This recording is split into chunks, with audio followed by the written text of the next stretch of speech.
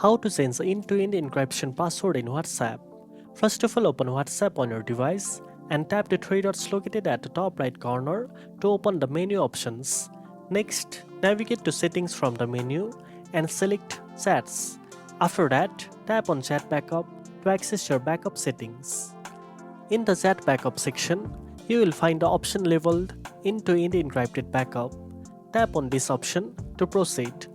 Here you will see the choice to either change your current encryption password or turn off end-to-end encryption backup completely. Select Change Password, then enter your current password to verify your identity. After that, set your new password carefully and enter it twice to confirm the change.